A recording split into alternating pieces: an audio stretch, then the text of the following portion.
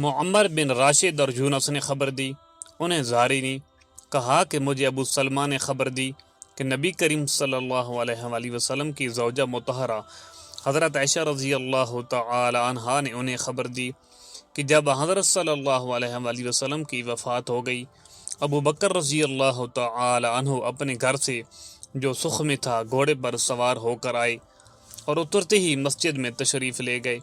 پھر آپ کسی سے گفتگو کیے بغیر عائشہ رضی اللہ تعالی عنہا کے حجرہ میں آئے اور نبی کریم صلی اللہ علیہ وآلہ وسلم کی طرف گئے۔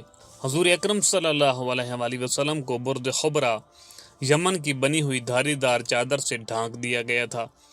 پھر آپ نے حضور صلی اللہ علیہ وآلہ وسلم کا چہرہ مبارک کھولا اور جھک کر اس کا بوسہ لیا اور رونے لگے۔ آپ نے کہا، میرے ماں باپ آپ پر قربان ہوں، اے اللہ کے نبی، اللہ تعالیٰ دو موتیں آپ پر کبھی جمع نہیں کرے گا سوا ایک موت کے جو آپ کے مقدر میں تھی، سو آپ وفات پا چکے۔ ابو سلمہ نے کہا کہ مجھے ابن عباس رضی اللہ تعالی عنہ نے خبر دی کہ حضرت ابو بکر رضی اللہ تعالی عنہ جب باہر تشریف لائی تو حضرت عمر رضی اللہ تعالی عنہ اس وقت لوگوں سے کچھ باتیں کر رہے تھے۔ حضرت صدیق اکبر رضی اللہ تعالی عنہ نے فرمایا کہ بیٹھ جاؤ، لیکن حضرت عمر رضی اللہ تعالی عنہ نہیں مانے۔ پھر دوبارہ آپ نے بیٹھنے کے لیے کہا، لیکن حضرت عمر رضی اللہ تعالی عنہ نہیں مانے۔ آخر حضرت ابو بکر رضی اللہ تعالی عنہ نے کلمہ شہادت پڑھا تو تمام مجمع آپ کی طرف متوجہ ہو گیا اور حضرت عمر رضی اللہ تعالی عنہ کو چھوڑ دیا۔ آپ نے فرمایا، اما بعد، اگر کوئی شخص تم میں سے محمد صلی اللہ علیہ وآلہ وسلم کی عبادت کرتا تھا تو اسے معلوم ہونا چاہیے کہ محمد صلی اللہ علیہ وآلہ وسلم کی وفات ہو چکی، اور اگر کوئی اللہ کی عبادت کرتا ہے تو اللہ باقی رہنے والا ہے، کبھی وہ مرنے والا نہیں۔ اللہ پاک نے فرمایا، اور محمد صرف اللہ کے رسول ہیں اور بہت سے رسول اس سے پہلے بھی گزر چکے ہیں۔ الشاکرین تک آپ نے آیت کی تلاوت کی۔ قسم اللہ کی، ایسا معلوم ہوا کہ حضرت ابو بکر رضی اللہ تعالی عنہ کے آیت کی تلاوت سے پہلے جیسے لوگوں کو معلوم ہی نہ تھا کہ یہ آیت بھی اللہ پاک نے قرآن مجید میں اتاری ہے۔ اب تمام صحابہ نے یہ آیت آپ سے سیکھ لی، پھر تو ہر شخص کی زبان پر یہی آیت تھی۔ صحیح بخاری حدیث نمبر 1241۔ معمر بن راشد اور یونس نے خبر دی، انہیں زہری نے کہا کہ مجھے ابو سلمہ نے خبر دی کہ نبی کریم صلی اللہ علیہ وآلہ وسلم کی زوجہ مطہرہ حضرت عائشہ رضی اللہ تعالی عنہا نے انہیں خبر دی کہ جب حضرت صلی اللہ علیہ وآلہ وسلم کی وفات ہو گئی، ابو بکر رضی اللہ تعالی عنہ اپنے گھر سے جو سخ میں تھا گھوڑے پر سوار ہو کر آئے اور اترتے ہی مسجد میں تشریف لے گئے۔ پھر آپ کسی سے گفتگو کیے بغیر عائشہ رضی اللہ تعالی عنہا کے حجرہ میں آئے اور نبی کریم صلی اللہ علیہ وآلہ وسلم کی طرف گئے۔ حضور اکرم صلی اللہ علیہ وآلہ وسلم کو برد خبرہ یمن کی بنی ہوئی دھاری دار چادر سے ڈھانک دیا گیا تھا۔ پھر آپ نے حضور صلی اللہ علیہ وآلہ وسلم کا چہرہ مبارک کھولا اور جھک کر اس کا بوسہ لیا اور رونے لگے۔ آپ نے کہا، میرے ماں باپ آپ پر قربان ہوں، اے اللہ کے نبی، اللہ تعالیٰ دو موتیں آپ پر کبھی جمع نہیں کرے گا سوا ایک موت کے جو آپ کے مقدر میں تھی، سو آپ وفات پا چکے۔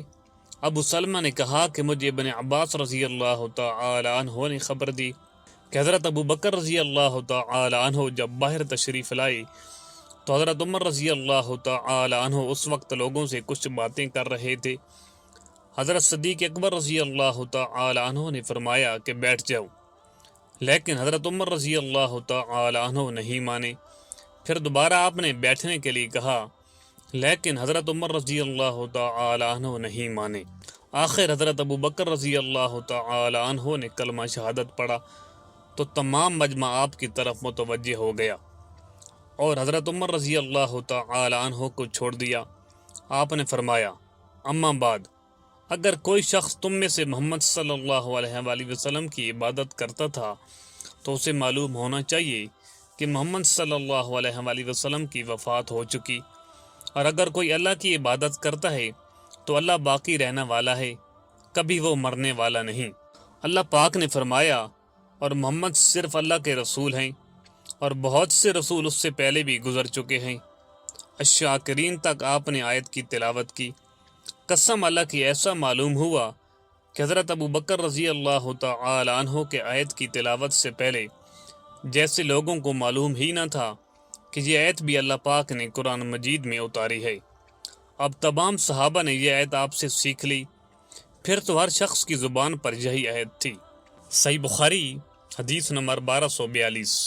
لیث بن سعد نے کہا، ان سے عقیل نے، ان سے ابن شہاب نے، انہوں نے فرمایا کہ مجھے خارجہ بن زید بن ثابت نے خبر دی کہ ام العلا انصار کی ایک عورت نے، جنہوں نے نبی کریم صلی اللہ علیہ وآلہ وسلم سے بیعت کی تھی، نے انہیں خبر دی کہ مہاجرین قرعہ ڈال کر انصار میں بانٹ دیے گئے، تو حضرت عثمان بن مظعون رضی اللہ تعالی عنہ ہمارے حصہ میں آئے، چنانچہ ہم نے انہیں اپنے گھر میں رکھا، آخر وہ بیمار ہوئے اور اسی میں وفات پا گئے۔ وفات کے بعد غسل دیا گیا اور کفن میں لپیٹ دیا گیا تو رسول اللہ صلی اللہ علیہ وآلہ وسلم تشریف لائے۔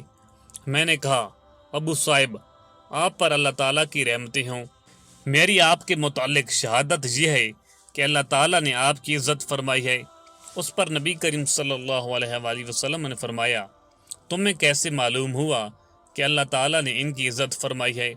میں نے کہا، یا رسول اللہ، میرے ماں باپ آپ پر قربان ہوں، پھر کس کی اللہ تعالیٰ عزت افزائی کرے گا؟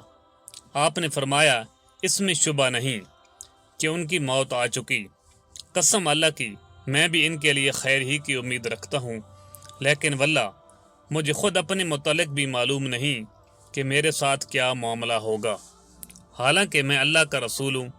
ام العلا نے کہا کہ خدا کی قسم، اب میں کبھی کسی کے متعلق اس طرح کی گواہی نہیں دوں گی۔ صحیح بخاری حدیث نمبر 1243۔